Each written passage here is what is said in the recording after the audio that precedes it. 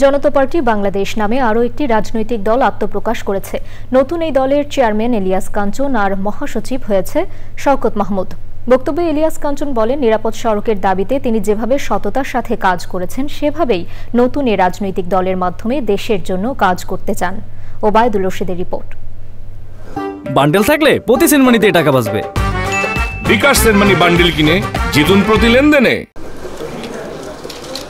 সাম্প্রতিক সময়ে দেশে বেশ কয়েকটি রাজনৈতিক দল আত্মপ্রকাশ করেছে।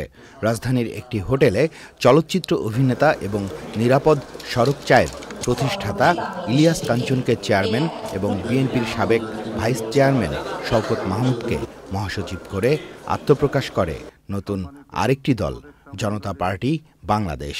আমি নিরাপদ সড়ক চায়ের সঙ্গে যুক্ত থেকে যেভাবে সততার সঙ্গে এদেশের মানুষের জন্য কাজ করেছি, ঠিক তেমনিভাবে আমি এই রাজনৈতিক দলের সঙ্গে যুক্ত হয়ে আমি আপনাদের জন্য এদেশের জন্য সততার সঙ্গে আমি কাজ করতে চাই।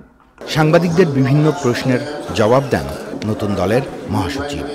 বেগম খালেদা জিয়ার অনুমতিতে 2012 সালে জাতীয় ইনসাফ কায়েম কমিটি গঠন করেছিলাম এবং আমরা বলেছি যে ইনসাফ কায়েম কমিটি একটি গণঅভ্যুত্থান করতে চায়, যেই গণঅভ্যুত্থানটির সঙ্গে সকল রাজনৈতিক দলগুলোর সহযোগিতা থাকা প্রয়োজন। আমাদের এই আহ্বানকে বিএনপির কোনো নেতা এটা ভুল বুঝেছেন, যে মনে করেছেন যে তারা দলকে বোধহয় ভাঙতে চান, সেই কারণে আমার সঙ্গে বিএনপির একটা বিচ্ছেদ ঘটে। অনুষ্ঠানে জনতা পার্টি বাংলাদেশের আংশিক কমিটি ঘোষণা করা হয়।